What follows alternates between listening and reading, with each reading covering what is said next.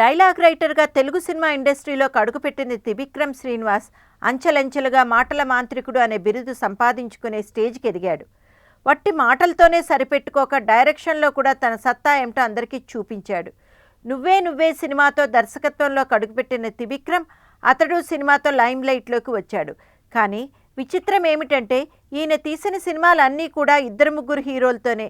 Prince Mahesh బాబుతో అతడు కలేజా, అలాగే పవర్ స్టార్ పవన్ కళ్యాణ్తో జల్సా అత్తారింటికి దారేది, అల్లు అర్జున్తో జులాయి సన్ ఆఫ్ సత్యమూర్తి.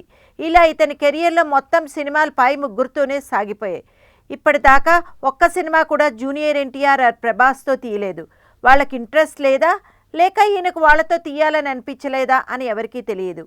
మొన్న జూనియర్ ఎన్టీఆర్తో ఈయన కొత్త సినిమా ఒప్పుకున్నాడని టాలీవుడ్లో ఒక వార్త హల్చల్ చేసింది.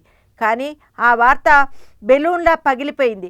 వారి మధ్య కెమిస్ట్రీ అసలు కుదరలేదని అభిమానులు చర్చించుకున్నారట.